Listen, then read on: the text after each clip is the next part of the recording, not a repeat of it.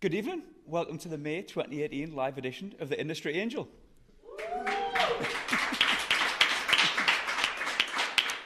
So thanks to Gren and Jen from the South Tyneside Business Invest team for hosting us here at 1 Trinity Green. Thanks for you guys as well for coming and supporting the show as well. I know you listen to the podcast and you download and you subscribe and you review, so thank you very much for that. And to all the watchers at home as well through YouTube, Facebook and Twitter, because Lee's worked very hard getting those set up 10 minutes before I told them we're going live, so well done, Lee. Right, okay, so feel free to take photographs. We are going to use the Industry Angel Live hashtag, so feel free to share the live streams as well if you're on Twitter. I've got my little running order here, which Jill doesn't know about. We're going to chat. We're going to chat for about half an hour, 45 minutes, and then, Jill, we're going to have a 1-minute lightning round quiz, right? Now, did you manage to see last month's live podcast with Gary Files, where we did a live quiz? I did. Excellent. Yeah, if he set the bar, I think we've got 2 right. Yeah, so right. So I've got a little right quiz here that your colleagues have kindly put together. Okay. So we'll be doing that. And then we'll take some Q&A from the floor as well. And we should get the show on the road. Okay? Okay. So today we have the Head of Skills and Training at Sunderland Software City. Welcome to the Industry Angel, Jill McKinney.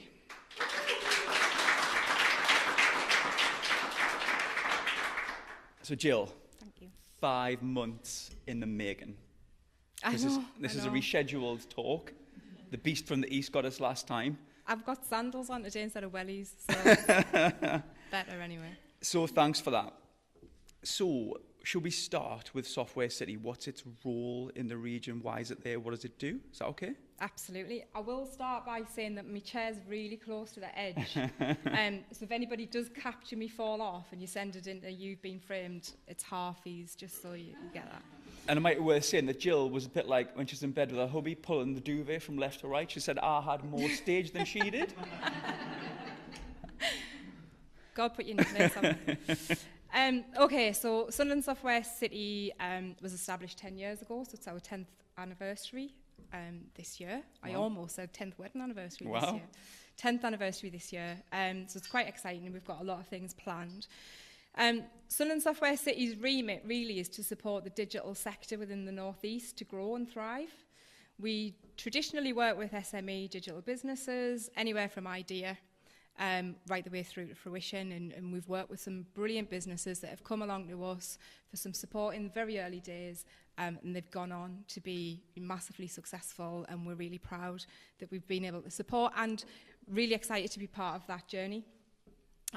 So we've got business support, which obviously, as it says on its tin, it's business support. And we do that in various different ways, but we quite often, well, all of the time, we listen to industry and we tailor our support to meet the demands of the industry. So we do masterclasses. So we've got a couple running at the minute around social media and how to use that to best maximise your sales or, increase footfall. Sales masterclasses, agile introductions, all of those things that businesses are looking for. We support marketing support. We give marketing support. We can help somebody put a marketing strategy together. We'll shout about everything that everybody's doing. So if anybody's doing something great, we'll support you with PR, and we've got a great team that'll help with that. And really, what we want to do is shout about everything that's going on and make sure that outside of the region, everybody realises how great we are as a cluster, as a sector. So yeah, that's in a nutshell. That's what we do. So that's tech in the northeast only? Yeah. So we've got Sunderland Software City's remit is northeast LEP area.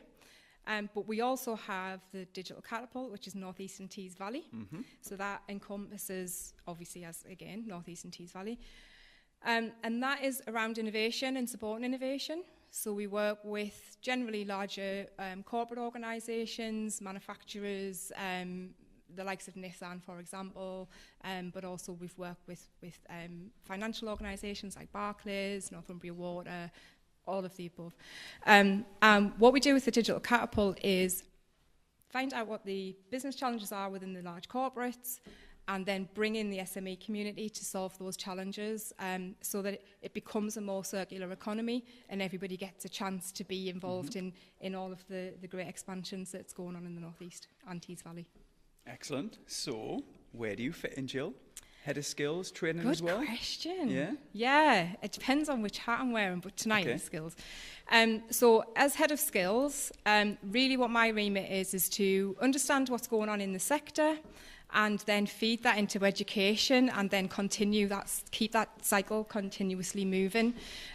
So make sure that education understand what the sector needs in terms of skills, but also make sure that industry understands what support the schools need, and colleges and universities, to get that message in, to make sure that they're delivering the right subjects, information, messages to the kids in the schools as well. So your role sees you going to schools as well and talking through what's happening? Quite often found in a school, school, college, university, any educational venue, talking to the kids around all of the opportunities that we have within the North East, and actually find quite often that, there's not enough awareness, more often than I should, to be honest. From the children's point of view? Across the board. So I attend a lot of teachers' meetings as well, curriculum leads, careers guidance meetings as well, head teachers' meetings. And, every time there's a surprise about how big the sector is within the region, the household names that we've got here, people have no idea, which is a bit worrying. So that is part of my role, is to go out and showcase that and show people what we've got, all of the exciting things that are going on, and how they can get involved, and how to link their learning to industry. Yeah. So yeah, we still get that. Teachers, I do have empathy with the teachers. They've got a massive job. A lot of them are overworked. They're working at home. They're marking books. They're going in early. All of the things they've got to do. And then now they've also got to, with the new careers guidance strategy, they've got to make sure that they link education with employment. The Gatsby benchmarks, they've got to make sure that they link education with employment. And so that's been thrown at them. And there's a huge agenda around STEM. But what I'm finding is that the teachers in the school haven't got the knowledge to be able to deliver that as well as they could. They're teaching subjects that they don't really know anything around. They find it hard to make those subjects inspiring, engage with the children, because they're not confident in their delivery. So, there's not... The Department for Education don't go, do this and there's some money to go with it. They just go, do this as well as everything else you've got to be doing. So when I'm in schools and in those meetings and having those conversations, what we're trying to find is a creative way to address that issue. Definitely don't blame the schools, because, they've got their hands tied. They're all businesses now. So they've got to make decisions around where they best spend their money. And unfortunately, the best spend isn't around the STEM subjects that we need them to be teaching. I can see the passion there, and I know you've been really frank there, which is great, and that's exactly what we need tonight, have a good discussion about it. When you were talking, I was thinking about my son Luke, who's 14, and he's going through his options now. What we're struggling with is he's trying to pick his options, so pick the actual subjects he wants to then go and do, but he has no idea what to do as a career, because he hasn't done any work experience yet, which is next year. And I find that really difficult to sort of talk through to Luke and say, look, this is what I think you could be doing as a career. And does that come up at all, the work experience before choice? 100%. I mean, who in the room knows what they want to do still? I still don't know. But yeah, it's a tricky one, isn't it? It's a chicken and egg. Yeah.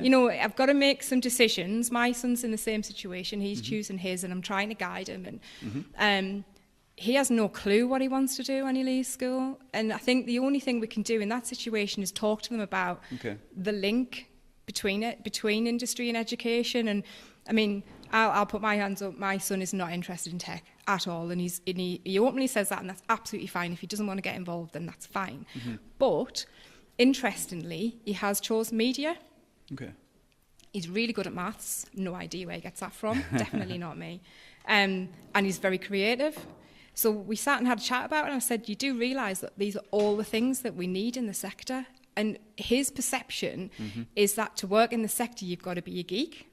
Yeah? You all wear bubble hats, and you sit and you don't look up, and you don't make eye contact, and I'm just making sure no one's got a bubble hat on. Just everybody's turning off the live streams now. But it's absolutely not true, you know. Yeah. It's a massive, it's a very diverse sector. I must admit, so I've worked in the sector for a long time.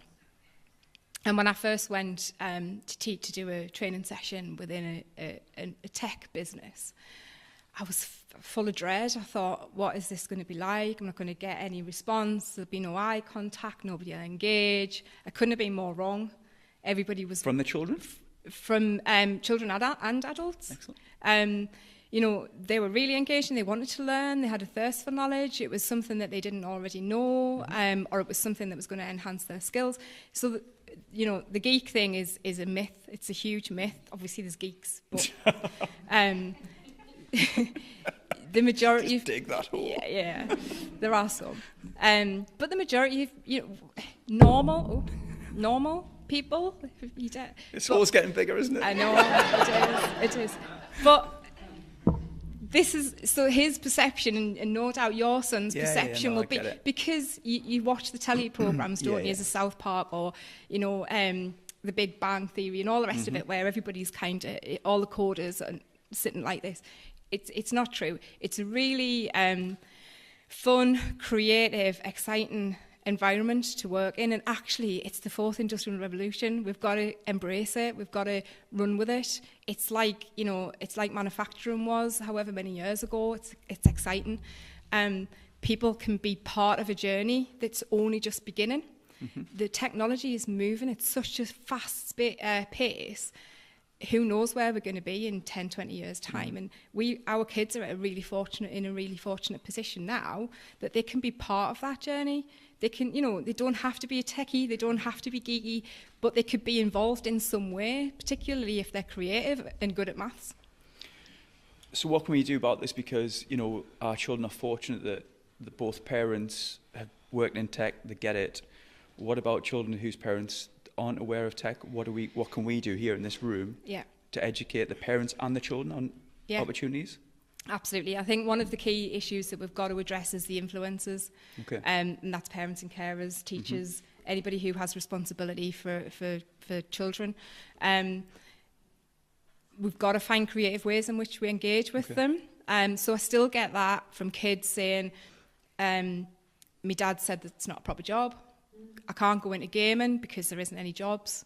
There's no point in doing IT because there's nothing in the northeast. You know, all of those messages are still getting fed into children's minds. So we've got to find creative ways of addressing that and dealing with that. One thing that we've recently started to do is produce a school's newsletter, and that is specifically targeted at parents. So that goes out once a quarter, and it's a massive shout out for the region. Excellent. There's obviously some things that we're doing as Software City and Digital Catapult mentioned on there, but the bigger picture is around the region and what's going on. So generally, before we send it out, I'll go out on social media and I'll ask who we're sending this out. If you want to shout out, let us know. And we'll include your logo, a link to your business address, and a little bit about what you do, and just so that it's going home, it's bright, it's colourful, it's got Coda Dojo information on there and all the other tech meetups that kids might be interested in, but not just the kids, the parents as well. Yeah. And it's been really great, and we've only just started that. So we've got some feedback that parents are starting to now ask when they go into parents' evening, is this an option? Can our children start to do this? Because we can start seeing, we can now see that there is an option for them and an opportunity for them past school to get involved. So thinking about, I was asked to go into a sixth form recently and talk to the sixth formers about business and about tech and how it just seems too late. It's sixth form? Yeah, it just seems too late. Yeah. So you're doing some great stuff there, but is there anything else that's happening before that? I think there's the Enterprise Advisory Network with the LEP. It's not STEM specific. It does cover every sector, obviously. But I think we need more people to sign up to that. I don't know how many people in the room are advisors, enterprise advisors. Yeah, I know there's a few. But I think we need to make more of an effort, to be honest. I think industry needs to step up to the plate. I think we need to, we're good at talking about it. Okay. I'm sure there's a few people in the room will agree that you've all been in meetings where we've discussed this issue time and time again. And we start to make a plan and then don't really get very far with it. But there are already things in motion. There's things that we can do that we can just, build on and enhance. So the enterprise advisory option is great. So you don't have to do anything other than go to a school and chat. Yeah. Talk about what you're doing. Give them some real life experience. Invite them along to your business if you can, if you've got the space. But make sure that when you're doing this, it's has the child and the parent in mind, so that you're not tailoring it down so that it's child's play, building Lego, all the rest of it. Yeah, that's great. But I think you've also got to pitch at a level that makes it relevant to industry. So the parents, when we're looking at the skills gap, we're not just looking at kids. We're looking at this diversity issue as well. And we're looking at getting older people in, the over 50s, dare I say it, need to play a part in this. Women, female returners, people who've gone off on maternity leave and looking to come back. We need, when we're chatting, when we're in the schools, parents' evenings are a really great, opportunity to do this. Talk to them about the opportunities generally, not just to the kids, but to everybody. We've got to cast the net wider, and we've got to make everybody aware. And that'll only serve a purpose, because if you're talking to parents, they're going to start talking to their kids. Do you know what I mean? If you're talking to the kids, they're going to start talking to their parents. So you've got to capture it in both directions, I think. Do you think this is a good time to talk about the Gory Boot? Because here at South Tyneside, we sponsored the pilot of that, is that right? Yes. And how did that work? What was the outcomes of that then? Or do you want to tell us a little bit about it, actually? I'll tell you a little bit about it. So Gory Boot was a bit of a idea that I had 3 years ago. And it was after having some working in with Software City and the wider sector, and just based on a few observations. One, the sector's really closed. If you don't work in the sector, you really struggle to find out about what's going on. Two, there is a huge amount of NEET people in the area, NEET and other unemployed people. And I just thought, we've got to do something about this. There's a big issue here where we can't fill a gap, but there's also a big issue here. So all these people who are sitting on the sidelines can't get in because they don't know how.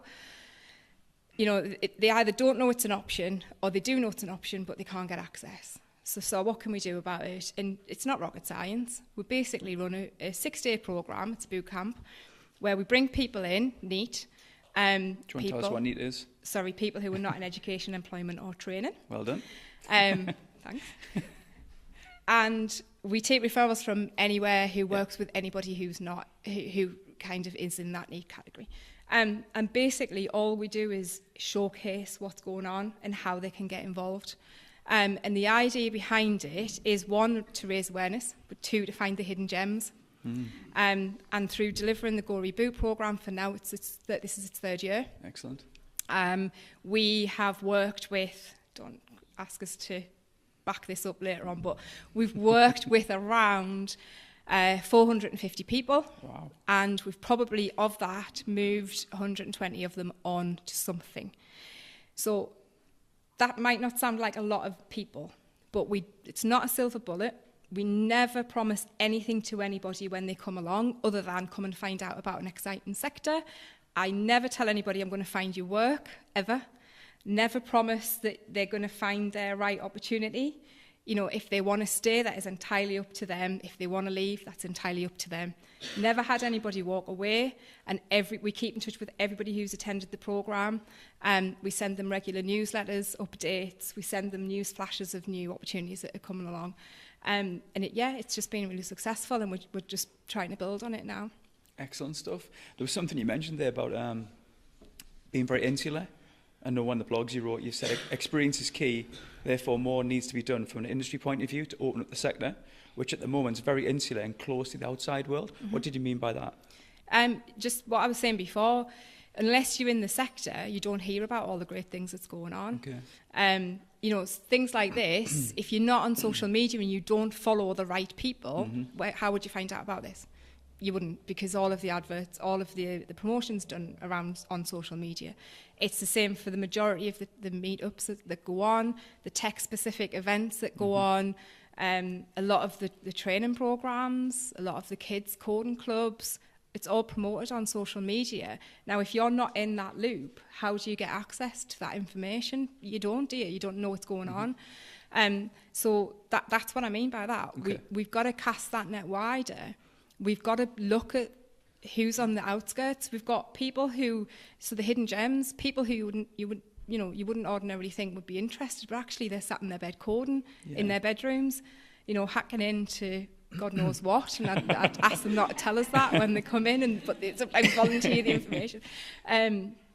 Some very, very clever, switched-on people who, for one reason or another, have just not had the opportunity. We've got people in redundancy situations, people who've left school but just not had any guidance. Surprisingly, we get quite a few people with degrees, computer science degrees, that come along who've maybe not had the confidence, who've been knocked back maybe because they've not had the experience, so they've not stood up against somebody who has, or they've just not had the right information when they've graduated to move on.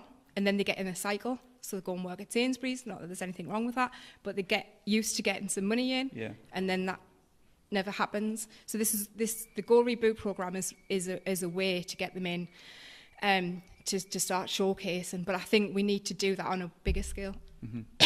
We need to widen it. You mentioned there, we touched upon like digital exclusion of people who don't really listen to social media, and it's a crazy question and there's no answer to it, but what can we do then? Do you have anything you could tell us or share with us about programs that are trying to include people that mightn't be on social and in these places? How can we get to them? Well, this is, funnily enough, I was at an event the other week and I'd never thought about this, but somebody said we should use the top of buses to advertise. Okay. Oh, it was ingenious, actually. It was really good. And I looked out of the building and there was like 5 buses going past and I could have seen them. That's just, one example. You're not in marketing, are you? I'm not. Can you tell? Laura, our head of comms, I'd be going, what'd you say? I think... I know it's like a really general question. But it is just being about sometimes old school. Okay.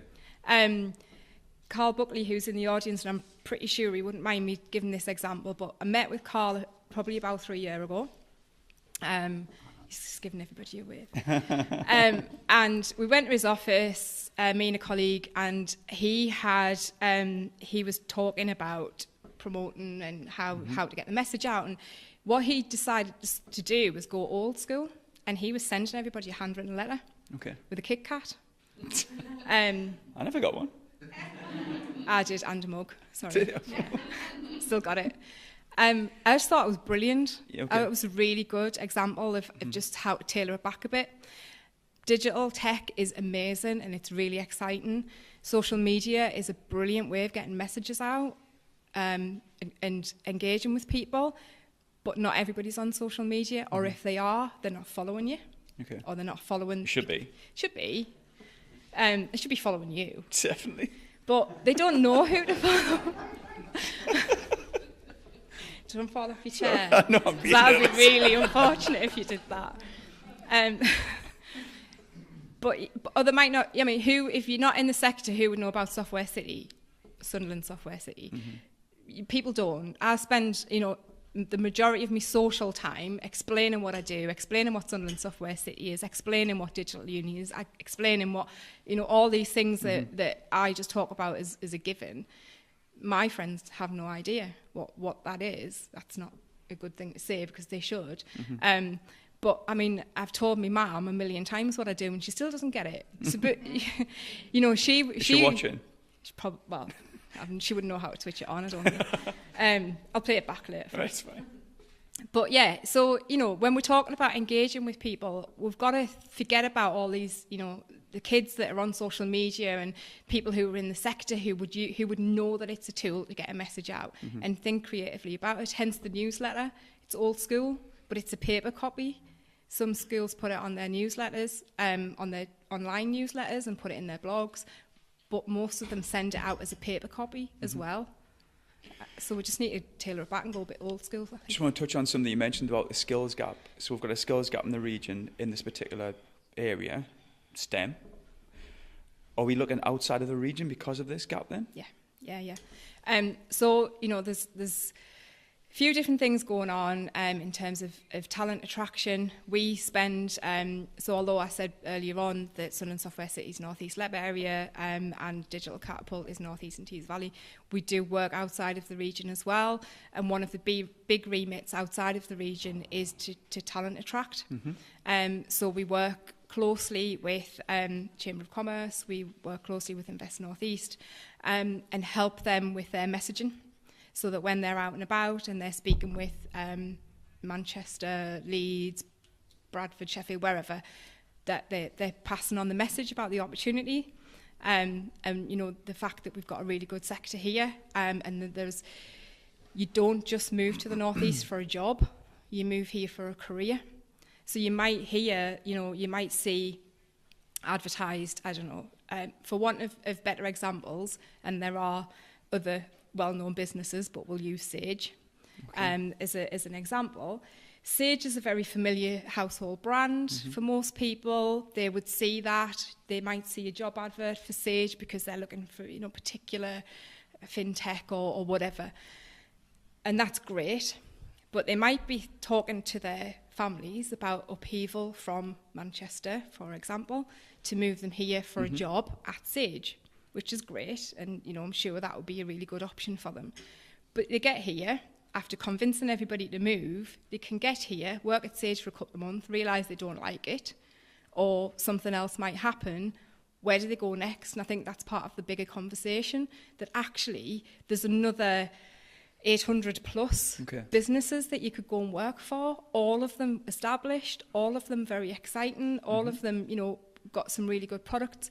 And I think that's one of the messages that we're trying to push out outside of the region, is that there is a whole career here, as well as the lifestyle. Obviously there's cheaper housing and transport links and all of the above.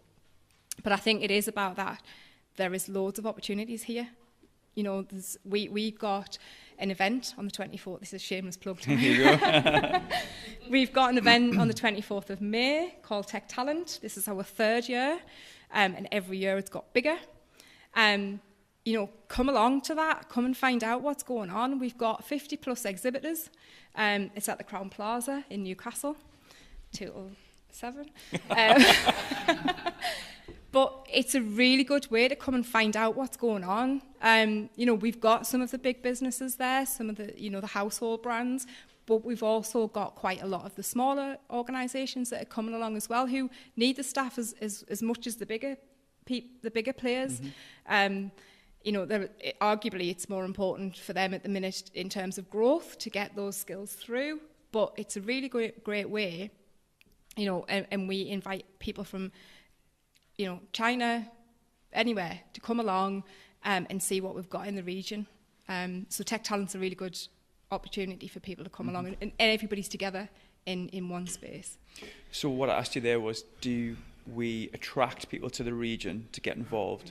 What I wrote down there quickly was, does it go the other way? So are we losing people in this region to move down? For the exact reasons that I just said there. Okay. So, you know, there's not enough awareness about what is going on in the region, and so, you know, people will graduate and they'll be looking before they graduate to see what their opportunities are outside of the region. And I'm not sure we're doing enough to capture that. I don't think we've got that catch net just right. And that is an education piece. Who's we? As a sector, I think the universities do a great job to get them to a point. But unless we're feeding in and telling them what's going on, obviously within the unis, they're still delivering to a curriculum. They've still got to hit certain benchmarks. you know, it's really difficult for them to think outside of that. So we as a region, as an industry, need to get on board with the education providers, universities, colleges, whatever, and make sure we plug those gaps. If you ask any lecturer if you can go along for one of their sessions for an hour, they'd welcome you with open arms. Okay. If you offered some time for their students to go and visit your offices and see what's going on, they'd be, you know, they'd take your hand off to do that kind of thing. We just need to collectively do it a bit more. Sorry, go on. No, it's fine. I was just thinking, like, how, you know, because you can only do so much, you know, your organisation only do so much. How can everyone else get involved in that? That was kind of where I was thinking, but it's that, isn't it? It's just get involved. It's just ask the question, do it. You know, there's loads of support organisations, so I don't mention them because I'll probably miss somebody out, but there's us, obviously. You've got the guys at Invest Tyneside who are doing a great job as well in pushing the STEM agenda. You've got Digital Union. You've got the Tech for Life girls as well in Campus North. Loads of other ones that, you know, I'll mention later. But use us for information as well. Generally, we'll have a queue. I know I've got a queue of people waiting. We had a Digital Skills Summit last year, and we asked everybody at the end to pledge some hours to support education. I remember that, yeah. And we got 1,083 hours, which was amazing. And we've used quite a lot of them. We've used 500 plus of those hours. And that is literally me going out to industry when I get a knock on the door from a school or a college. Everybody who's signed up and saying who can help, who can do this. You know, there's a parents' evening on at this time and the school wants some help. There's a careers event at this time. Can anybody go? The university's got a careers event on. Who's available? Who can go to a lecture? So, you know, some businesses are giving back. I think we just need to do that on a bigger scale. And I think you use the support organisations to get the ball rolling, to get some introductions. Most of us have got links with all of the education providers, but actually there's nothing stopping anybody from doing that themselves, offering it up. You know, I've got a couple of hours spare. Who wants it? It's as simple as that, really. Social media is a wonderful thing, isn't it? Put it on there and you'll be inundated. Yeah. So do you think it's up to us then as organisations to have somebody who champions that? Yeah, absolutely. And I think, and this was said earlier on in a different event that I was at, it's not just about the senior teams going along. It's around the people who students can engage with better, I think. So recent graduates, if you know... No bobble hats then? No, well, you could wear a bobble hat if you want. But, you know, recent graduates that can really engage with fellow graduates or students who are about to graduate. And, you know, I was here with you a year or so ago and I'm here now. Maybe people in junior level positions, interns, people who are on their level more so. It can be intimidating if you get a senior manager to go along, and particularly not necessarily in this sector, but in other areas, and sometimes in this sector where they're suited and booted, puts people off instantly. Talking at a level that using acronyms and you know, assuming everybody knows what you're talking about is the wrong thing to do, because you completely disengage. People are sitting, they don't ask the question. If you use an acronym, people are sitting there thinking, does anybody else know what that means? I used to work for a global IT company, and I needed a dictionary to understand what everybody said. First meeting I ever went into, and it was just like, what the hell? And I was only like 20 at the time, so I didn't have the confidence to say, I don't know what you mean. So I went away and I wrote a dictionary around all the acronyms, and then I passed that on to all the new hires after they came in after that.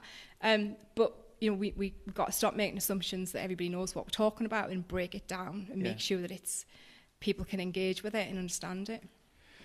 So before we move on to this quiz, and have some fun with you, I really want to kind of summarise what you said there, because you're really passionate, and I know there's only so much time you've got.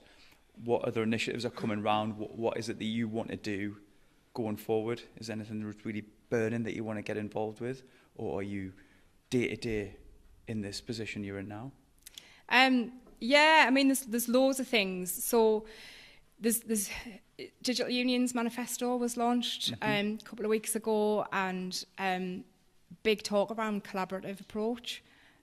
All for that. We're all heading towards the same targets, but we need to be better at doing that together. You know, we do events and it's brilliant. Today, I could have gone to 5 or 6 events, which is, I would want to have gone to all of them, but I couldn't. I think we need to be better at talking to each other. So I am working with a group of fabulous women at the minute. We haven't established a title of our group yet, but we intend to be the steering group for the sector and look at all of the different issues that we've got, one of them being skills, the other one being diversity, attracting more females into the sector, and a plethora of other things as well. So I'm quite excited about getting involved in that. It's just a bit of a discussion at the minute. We've got some plans. We're going to try and build it, and there will be a launch soon. So it's a little bit of a teaser as to what's to come. But I think the collaborative approach is the only way we can do it. I'm just one person in one organisation. You know, there are other organisations that are playing a really good key part in the skills issue. We can only do it if we do it together. All our message going outside of the region, but more importantly, the message is staying in the region. We've got the skills. Absolutely, without a doubt, we've got the skills. We've proved it through the Gory Boot programme. People have come to us with no qualifications, but have the skill, and we've managed to get them in work. We just need to be better at passing that message out and making sure that we don't lose them out of the region. Yeah. I mean, you've mentioned there about the summit, the Gory Boot stuff. There's lots of good initiatives. It's really successfl. It's just fighting the fight and just keeping it going. Just keep making sure that we've got a clear message, regardless of who we're talking to, that it's a joined-up approach and that we're not in competition with anybody else in the region. It's the worst thing that we can do.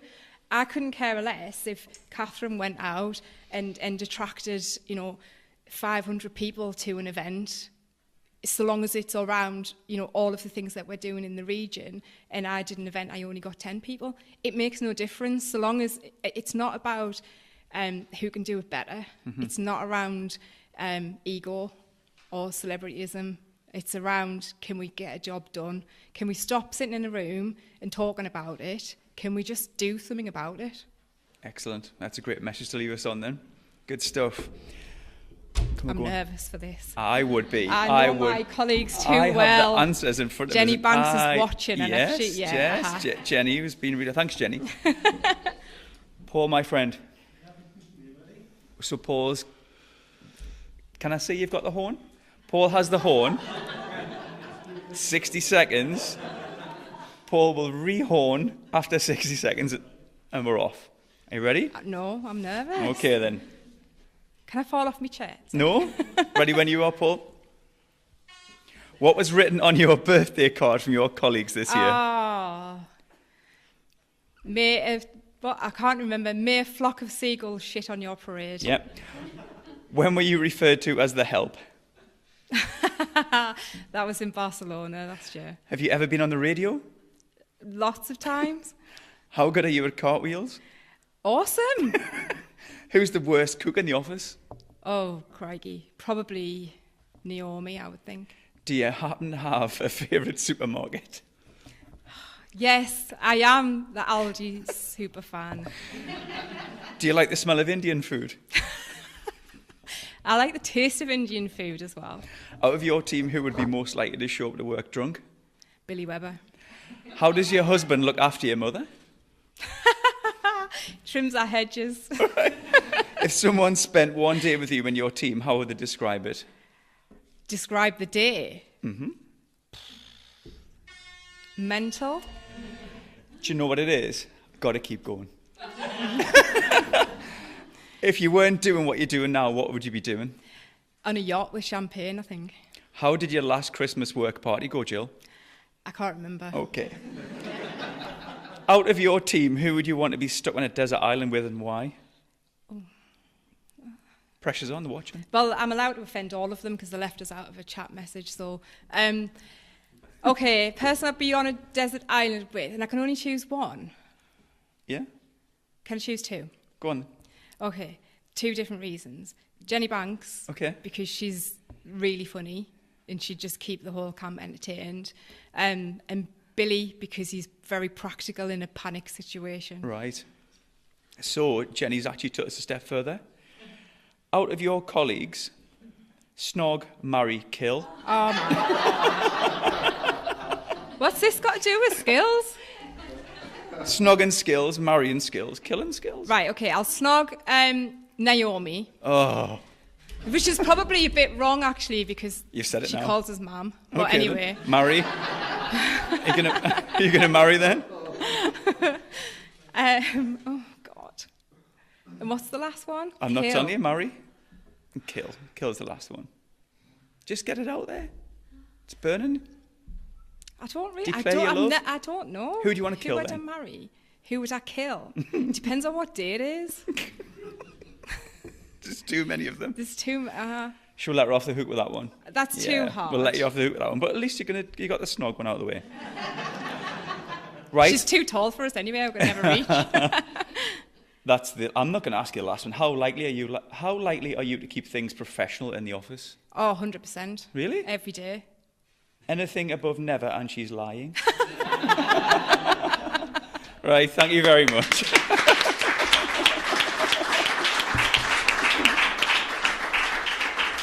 Okay, I think we've got time for a few questions.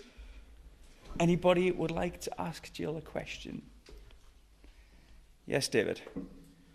Jill, just pick up on your comments around getting the right messaging out and making sure everybody's on the same page. What's your view in terms of, so as a region, because this is ultimately about the region, this is not about a particular borough, this is about upskilling the whole region, building talent, but more importantly, retaining talent so that we can get the inward investment we need, which is going to create the jobs for the future. But I've heard lots of people talk about the skills gap in the North East, and we tend to go round and round in circles, and we never get to a firm conclusion on this. And given that we've got the North East LEP, we've got the Tees Valley LEP, we've got all of the borough councils in competition with each other, you could say. We've got now a devolution deal where we've got local authorities who are going to go off and create their own strategy. And then we've got the combined authority. How on earth are we ever going to achieve one coherent voice for the region around the skills agenda when we have the region, people looking in from the outside of the region and seeing us as being so fragmented, and quite often we're all competing for the same agenda but in very different ways, and it's never really very joined up. Jill, can I just jump in here for a second? Because the listeners at home would like to hear that. How can I repeat that question? So we've got lots of... I was going to say, what was the question? So we've got lots of big players around the region. It's quite fragmented. How can we all come together and have one voice? Yes. Yeah. Okay, so you're right. It does look very disjointed, and it is very disjointed in some respects. So the Department for Education recently announced their desire to have digital skills partnerships, pilots in particular regions. Fortunate enough to be part of those discussions with the North East LEP and Tees Valley Combined Authority, who were explicitly asked to leave their politics at the door and to put in a combined bid for the Digital Skills Partnership. So we're currently in conversations about how that will work, but it was very strongly indicated that if we put in a joint bid that we would be successful in terms of securing that for the region. So what the Digital Skills Partnership will be, nobody really knows, if I'm being honest. It doesn't really answer your question, but it will most certainly be a single point of contact for everybody within the region, all of the different local authorities, all the different clusters, all the different hubs, the 2 LEP areas, to pull together and have some kind of conduit that sits in the middle that will steer what goes on around the region. So that's one thing.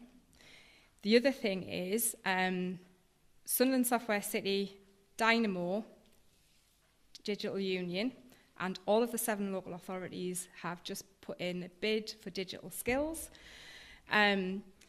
which will mean that we can upskill the staff that we have already, the current workforce in the region. So kind of the approach we've taken is to split it down the middle and work with people who were already in the sector to help them future-proof themselves and learn how to use the new technologies that's coming forward, but also work with the traditionally non-tech businesses to upskill their workforce, to future-proof their workforce, and move what is known as the digital worker into the digital maker space. And that's what we intend to do with the digital skills, if we're successful, which I'm sure we will be. But that will be around retaining the skills that we have in the region as well. Thanks, Jill. Time for 2 more. Yes, Natalie. How young are the youngest pupils that you work with, and how young, ideally, would you like to work with? I think the younger the better. So going into primary schools is key, because I think that's where we can start to inspire them at a young age. Yes. So I quite often go into primary schools, and it's really lovely, and it's quite fun, and go and chat with the kids, but the message is very serious. And that is, talking to the kids and in a child's play manner when you're chatting with the kids, but the message is for the teachers as well, so the teachers understand how to link their learning with the industry requirements.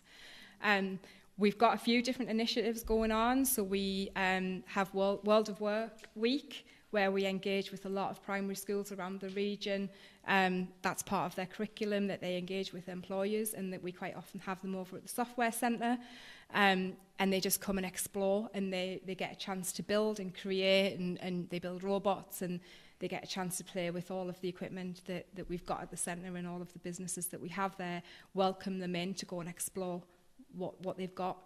The other thing that we've got is Work Discovery Week, where that actually isn't a week, it's a year. Started off being a week, but now it's a full year, where we engage with school children, and they come along generally to the centre, but we could do it in different locations. And we bring industry in, and it's like a marketplace event, and the kids get to wander around and ask questions, and it brings the sector to life for them. So the answer to your question is as young as possible. Yeah. Excellent. Got one more? Yes, Jane. So talk to me about what organisations are doing to fill the skills gap. What would be your advice to the individual businesses, to the business owners, as to what they can be doing within their business to help themselves to address the skill shortage? For example, we work with a lot of businesses across the board, and if I was to say, what's your workforce plan, what's your recruitment strategy, they'd look at me like I'm an alien. Is there any advice that you would give on that area? Because obviously you can't do everything. People also have to need to help themselves. So Jill, I'll just repeat that for the listeners. So, wow, Jane, what can we do in business to help yourself? Thank you. It's tough. Yeah, it is. Yeah. I think what I said before about just asking the question and, approaching schools and colleges and offering some time up, we're not saying this has to be a full day, it has to be a full week. An hour or two is great, and, schools are happy for you to go along and give an hour's talk. Pull together a newsletter and send it out, get involved in the work that we're doing. Open up your offices and bring people in. That works really well. That workplace experience, I think, is more valuable, if I'm being honest, than somebody from industry going along and having a chat, which is great and it is valuable. But I think for the kids to come out and see what industry looks like, to me, I find that's the penny drop moment. So when we do the Gory Boot programme, we also have a work experience version of that as well. And that was derived out of demand. So we were getting a lot of demand for work experience, and it's a bit of a struggle, and I get it from both sides. From an SME, it's quite hard to give that time and investment. So we have a work experience week, and as part of that, we take them out on site visits, and we bring industry in and they chat with them. But I think the real penny drop moments are where they see it, and they walk into a business and they get a feel for it, and they see that everyone's normal, and they get to chat with people who are doing the job and ask them questions and really explore it.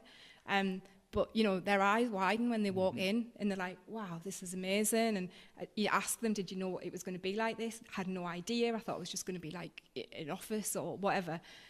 So, you know, open it up and offer it out. Thanks, Jill. Okay, I think we'll let you off the hook there. Have I waffled for too long? No, do you know what it is? That was a very polite way of saying, shut up. No. Well, 2 minutes to 7, but thanks so much. That was really open, honest, frank. It's what we need. We need to carry this sort of thing on and keep it going. That was 5 months in the waiting, but it was really worth it. So, Jill, thanks so much. Thanks for Jill having McKinney.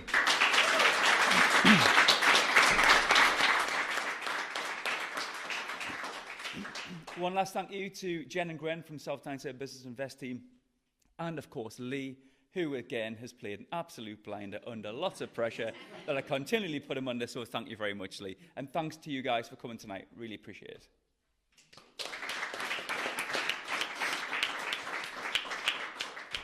Thanks, Jill. Well done. You can have a beer now. Off now? You can have a beer and pizza.